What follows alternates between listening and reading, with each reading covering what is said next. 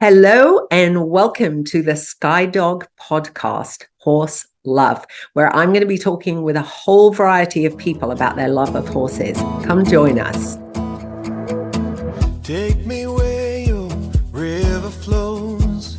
I want to drive on your open road like the wilderness where we are born singing whoa.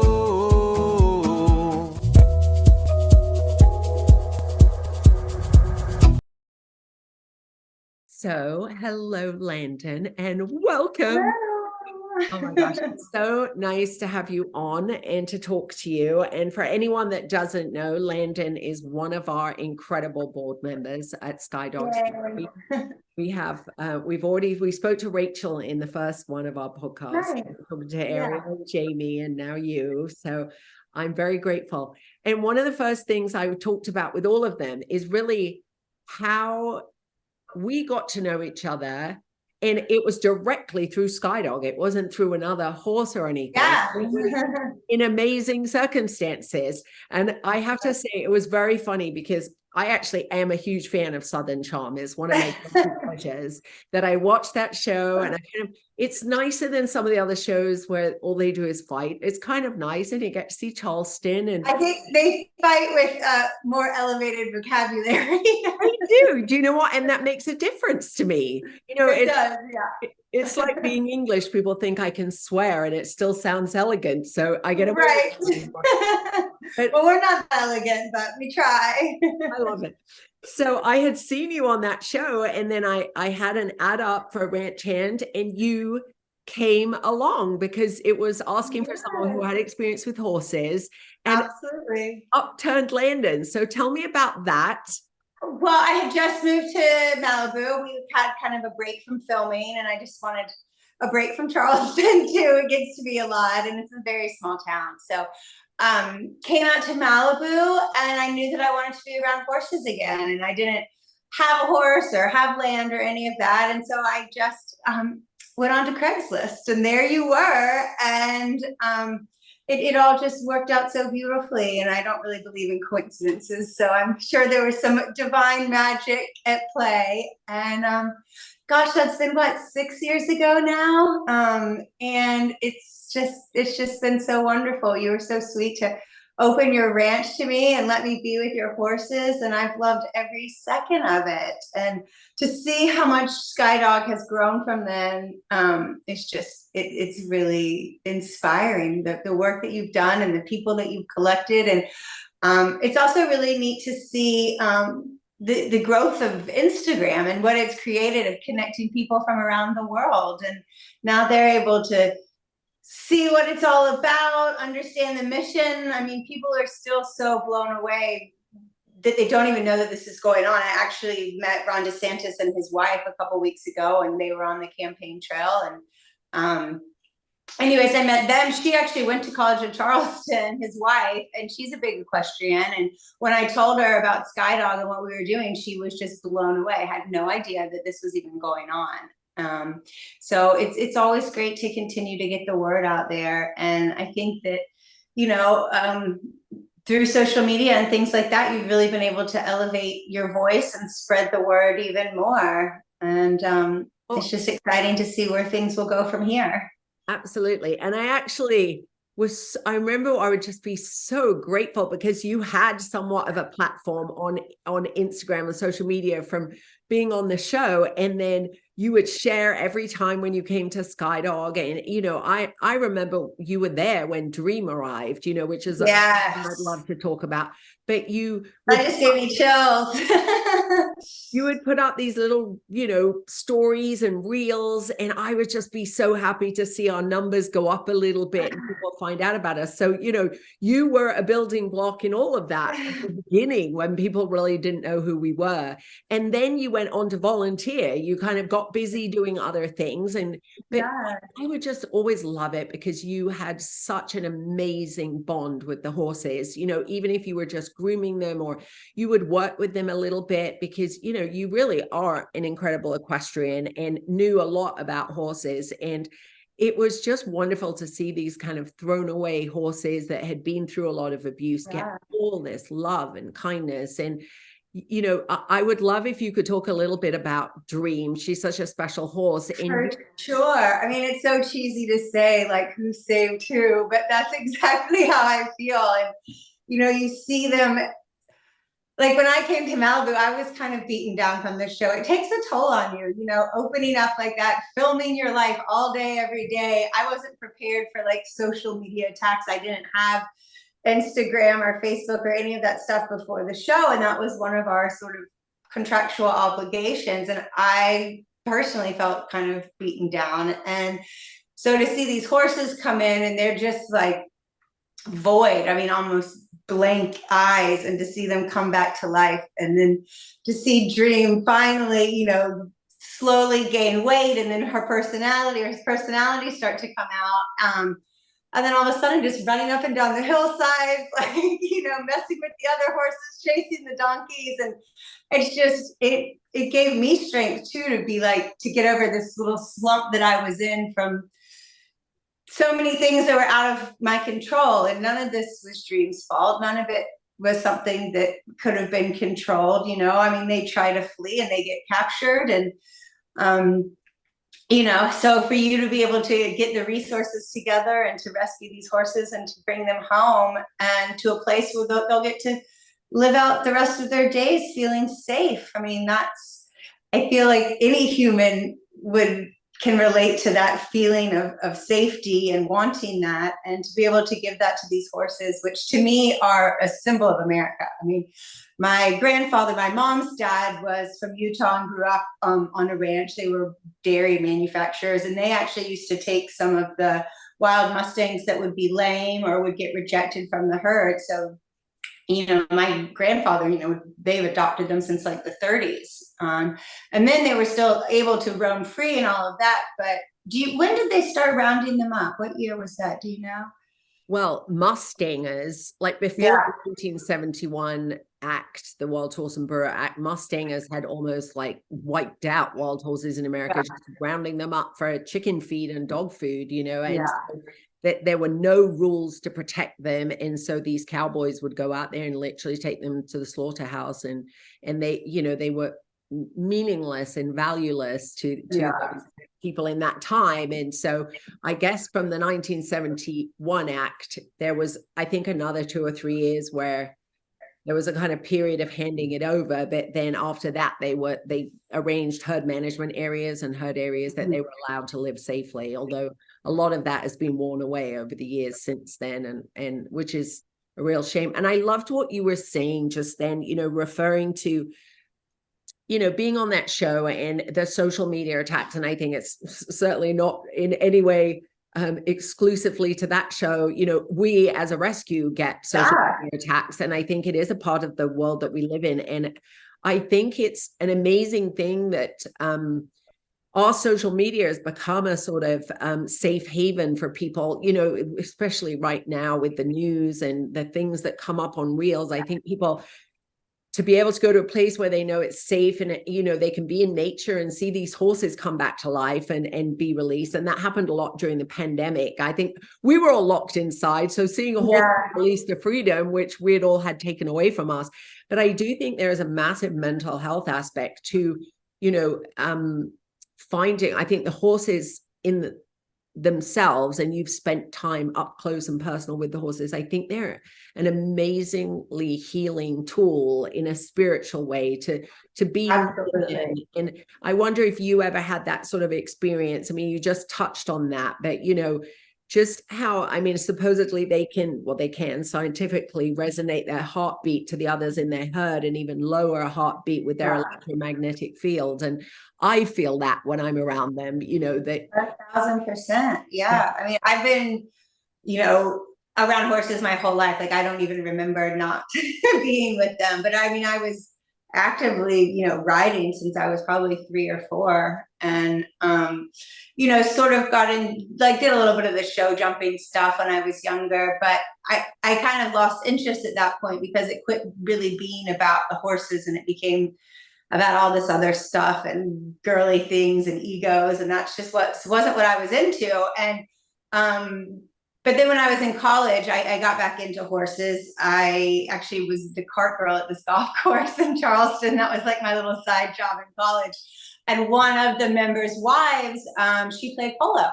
And so I started training polo horses. And that's when I really like fell back in love with horses. And that was probably, I was like 19.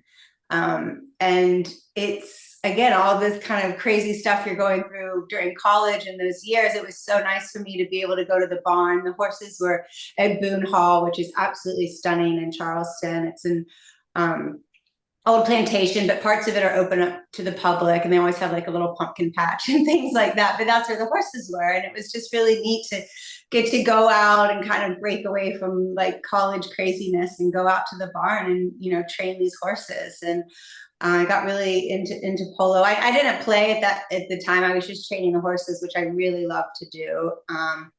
And then after school, I moved out to Colorado, lived in Telluride for a little bit. And, you know, again, with the horses out there, and just loved the Wild West, more like the Western riding than the English version I had grown up with. It just felt more free. And especially with the polo, like the horses are kind of competitive with each other. I mean, they'll run off, and it's pretty, I mean, it's crazy too. The ball will go out of bounds and the horses will stop running because they know what's going on, you know? And it's just so neat. So I just love it at every single aspect, but I really feel like my truest self is when I'm at the barn. And maybe it's, you know, the little girl in me gets to come out, and all this stuff that's the problems of the day you don't have to worry about. You're just you and that horse, and how you're going to love each other. So true. And I had a very funny experience when I was 19. I worked in a restaurant in London, and this Argentinian polo player, Luis Basualdo, came in, and he said to me, like, if you're ever in New York, give me a call. So I then spent the next 6 months obsessing about how I could get to be in New York to casually give this man a call. And I ended up dating him and went down to Palm Beach down in Florida in, where is that place? Wellington. Yeah. I lived in a little bungalow there, and I would just the same as you. Every single day I'd go stick and ball and warm up the horses and the ponies. Oh my God. I mean, I think I would have broken up with him a lot quicker because he was... Without the horses. It's such a family affair, polo too. Everyone just like hears polo and thinks it's like so fancy smancy, and it's really, I mean, it is, but it also isn't. I mean, it's such a family aspect to it, and it's generational. And when I was living up in Santa Barbara, I got really involved with the polo club up there, and it's just so neat. All these families kind of traveling around the world together and playing this magnificent game and loving these horses, and just really, you know, everyone's like, oh, you know, says it might be mean. I'm like, these horses are cared for way better than I am. And I don't know, it's just a love of the sport. And I actually, a lot of my polo friends have become, you know, great advocates for what you're doing. So it's like they love horses at all levels, and totally agree that they should be free and have these lands and, you know, get to stay with their herd. It's actually like breaking up a family. Yeah. It's funny because we have something coming out in the middle of November that people don't know about yet. It's going to be something that's available for Christmas, which is very exciting, that has Skydog horses all over them. I can't say what it is, but they're doing a press launch at the Santa Barbara Polo Club in the middle of November. And when the lady from this company went there to kind of look at it and see if it was the right place, she said every single person she spoke to knew what Skydog was. And I was stunned, because I was kind of thinking these fancy disciplines, you know, whether it be hunter jumpers or, you know, polo clubs, I didn't really think they crossed over. But I mean, obviously that love of horses translates. Yeah. And I kind of had this dream at the beginning. I was like, I think every, you know, hunter jumper barn or these very high-end barns, all of them should adopt a Mustang, and it be a sort of for sure go through the process of gentling a wild horse. Because I think what you find out about a horse, you know, the psychology of a horse, and what they're so curious too. Even if they want to like stay away and be shy, they're still like, well, maybe I'll come a little closer. Yeah, exactly. But it was really fascinating to me when she told me that. I was just like really excited and blown away. Yay, that makes me happy. Yeah, it really made me happy, because you know, that whole thing that you just said about, you know, it being your happy place. I mean, I remember I'd been away from horses for a long time. And when I moved to LA, this girl, she was actually my yoga teacher, and she had a horse up at this stables called Sunset Ranch up in the shadow of the Hollywood sign. And she was like, you know, would you like to come riding with me sometimes? And I remember I hadn't been around a horse, and I remember just smelling them and picking up their feet and the actual kind of unbelievable amount of memories that just flooded back in me, because I think they say that smell is one of the most powerful, you know, things of like, you know, from a smell straight to that kind of part of your brain where all the memories of that are. And I remember just picking the foot out again and crying, because just remembering doing that as a child, and I would run away to the barn. It was totally my happy place. I didn't have that happier childhood, but that's where I wanted to be. You know, I could get dropped off there after school and be around horses. Oh yeah, I lived at the barn from sort of, you know, whenever I was old enough to be dropped off there. I mean, in the summers, like growing up on Sea Island, I mean, my dad would go to play golf. He would drop me off at the barn, and I would stay there for 4 or 5 hours while he played, and then he'd come and pick me back up. And I just could not be happier, and it was just so lovely. And it all came back from those smells and just, you know, touching a horse and the amazing connection that they can make with you, you know. And so I don't know, it's little girls and their horses. I think it's a love that really never goes away. And we rescued this horse Neptune recently from Chincoteague. He was a Chincoteague pony from Assateague Island. And I had grown up reading all these books that literally I wanted to run. You know, I was like, how do I get to this magical island where these wild horses live? Yeah. But when I rescued him, and I said, you know, I rescued him, Chincoteague Fire Department reached out to us and asked if we would take this. He was now a sterile wild horse, and usually they only adopt out the young ones, but they wanted to gather him to kind of keep the genetic pool healthy, because they can only have 150 horses out there. So we said yes to taking him. And I almost was like, you know, I'm sorry, I read this book when I was little, Misty of Chincoteague, and it meant so much to me to have every single, I mean, people were just crying, you know, and they're like, I read that to my granddaughter, and the minute we finish the book, I start again, you know, and all these stories. And I thought, gosh, we're all bonded by this love that we developed as children from TV shows or books that we were read, where we could disappear to these. My friend Flicka. My friend Flicka, Black Beauty, all of them, you know, and so there's such an innocence to them as well. Like they just, I don't know, they're just who they are. And there's also this strength. I mean, you're just this like teeny little girl, and you're like bossing around this like 1,000-pound animal, and bossing around isn't the right word. You're like in sync with, and I think for me, it gave me a lot of self-esteem growing up, you know, being able to train a horse or teach a horse or get it to follow you with a carrot or whatever it was. And, you know, we've always had animals, dogs, the full gamut. And I think they're so important to have around, again, for mental health, emotional stuff. But as you were saying, a special bond for a little girl with a horse, I think that's it. It's like finding your strength with something so strong, and also like creating a level of trust. I mean, it takes a lot of trust to just hop on the back of something so enormous and be like, okay, we're going to be okay, and go on into the woods or whatever it is. And when we're little, we're fearless. So I remember like I would run through the woods at the back of our house, and there was a field that had horses in it. And I would climb up on the fence and try and get there with an apple or carrot, and then just you know, hook my long leg over their back and just stay on them as long as I could, you know, without any tack. And I mean, that's crazy. And I wouldn't really appreciate someone doing that with my horse. But back then it was like, even if I they took off running and I fell off, just entire feeling of flying through the air, and you really didn't hurt yourself, because, you know, you sort of bounce when you're, you know, 8 years old or 10 years old. And I just remember those being the most glorious memories of just everything to do with that. And I think for me as well, I begged my mother for, you know, it wasn't until I was 15 that I actually was allowed to get a horse, because I would beg and beg and beg, and my mom was like, you know, that's crazy. And eventually, and she actually, you know, to give her credit, she sat me down and she said, look, Claire, this horse is a lot of responsibility and work, and you are going to have to go there every morning and every afternoon and clean up for the horse and, you know, make sure he has food and spend time with him. So if your friend's having a party or if there's something on TV that you want to watch, and I swear that informed in me, well, first of all, the responsibility of taking care of an animal, which my parents did a lot with that. Like I had to feed the cat and feed the dog, clean up after them.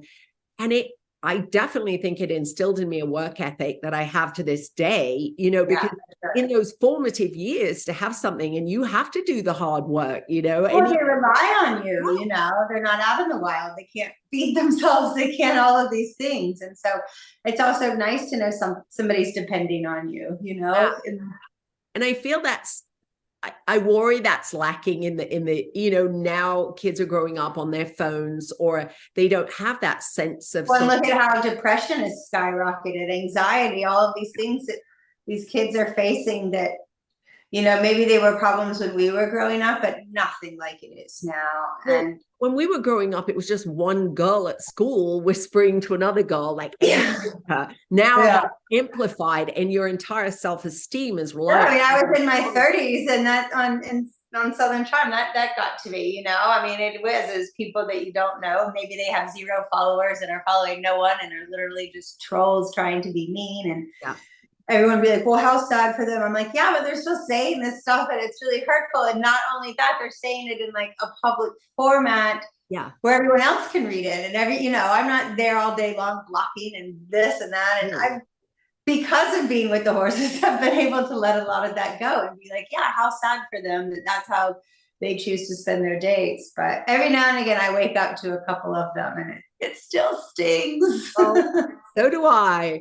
I mean, we went through that for the first 4 or 5 years. There was just endless. It seems to be something that every rescue has to go through. And it is, you know, anything. My mother always used to say a bright light attracts moths, you know, and it's true. It's like the bigger and the brighter and, you know, in a way, the more good you're putting out. I think someone said to me once, your angels really annoy other people's demons, you know, like your light really loves them, you know, they just don't want to think that there is something good, you know, they take it down.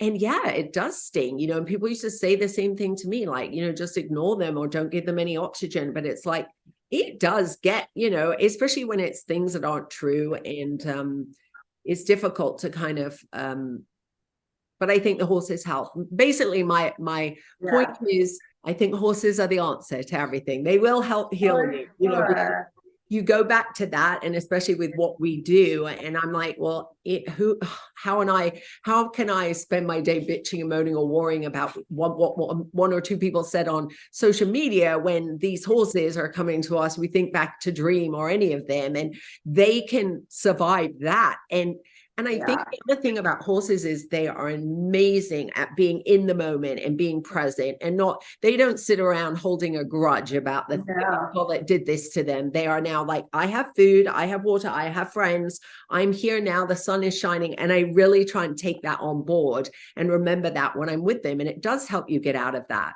So, And I've asked everyone else that's been on if they had a question for me, and I don't know if you have one I mean, what do you see for like the future of Skydog? Like where do you want your next, where's the next level for you?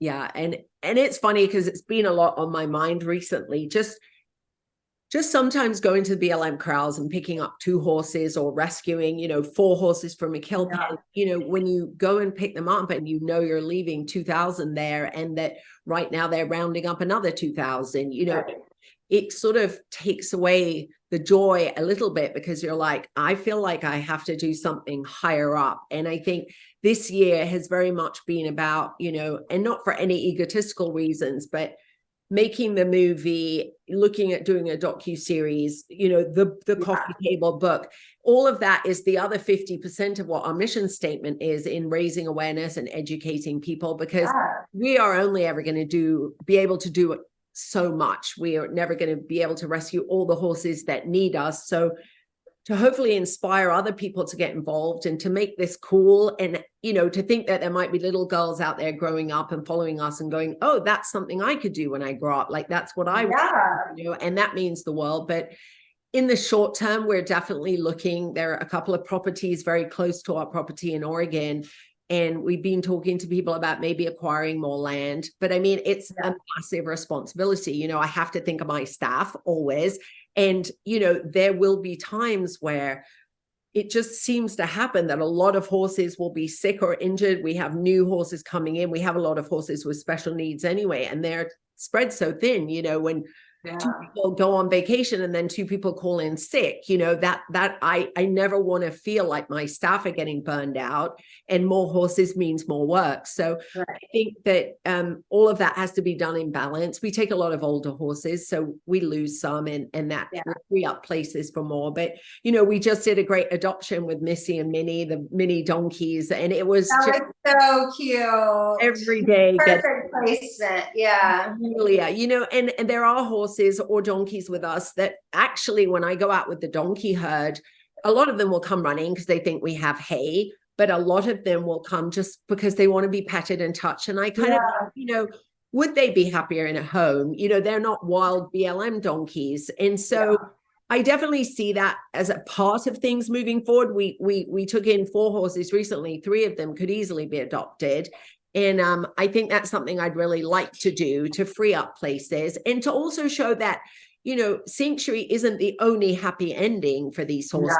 As long as we do it safely and make sure that our adoption, you know, applications are ensure that the horse will come back to us, that we can keep in touch with that horse and not lose contact with us. I mean, look, I've adopted out 2 donkeys. They're 15 minutes away from me right now. And I have the gate code and I can go anytime. So I think I'll just get a little braver and a little braver, because ultimately the goal is to be able to help more horses. And and for you see some of these horses that get adopted and they go to the wrong people. So it's fair to be very wary of the situations of where you're letting them go, especially when you know they're safe with you, and to trust someone else to take them on. But I think you're really onto something with, you know, getting polo clubs to maybe take 2 or 3, and they've got the land and the resources and the staff to manage it and help spread the word. And, you know, also beyond that is passing legislation and changing how the BLM operates altogether, which, you know, I'm a big fan of Bobby. So hopefully we'll see what happens with all of that. But I know that is on his list of things. And I said, when you're president, can I be the head of the BLM? And he put up 4 thumbs. Yeah. Official endorsement. I got my little pin here. We're ready to go. And luckily, Bobby is now an independent candidate. So I feel like it's quite as much of an issue. You know, I don't want to alienate anyone, because ultimately. Absolutely not. That's why, you know, I'm all for Bobby, but it was really great to go speak with the DeSantis's. And, you know, this is you know, what do they say, across the aisle topic. You know, I've never been a very political person. I've just never, I feel like it's a losing fight. Somebody, you know, I don't like divisive things. And these last couple of election cycles have been so divisive. And that's another reason why I'm very hopeful for Bobby to, you know, reunite the country. I think our differences are way smaller than what, you know, we have a lot more similarities than differences in this country. And, you know, politically, the irony that it was Richard Nixon that brought in the only legislation that ever was put through Congress to protect wild horses. So, you know, like I would always, I'm not any particular party. I would always go with what their track record is for animal rights issues, or, you know, wild, if they've ever, you know, co-sponsored the SAFE Act and things like that. So I think the fact that it is a bipartisan and a neutral issue is incredible. Bipartisan, that's the word I was looking for. I knew it was. There we go. There you go. All right, good. Well, thank you.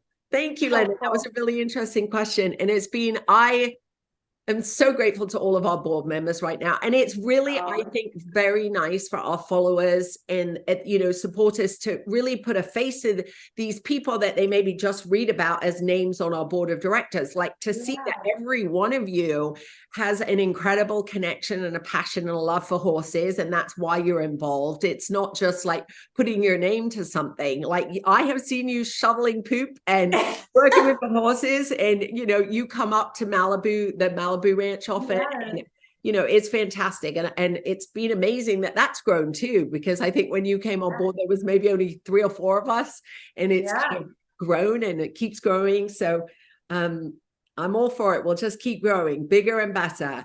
And thank you, Landon, for everything you do. Thank you. I always just so honored to be a part of anything that you're doing. So it's really, really special for me too. Have fun back in Charleston. I will see you. I will. Bye. I'll see you soon. Bye.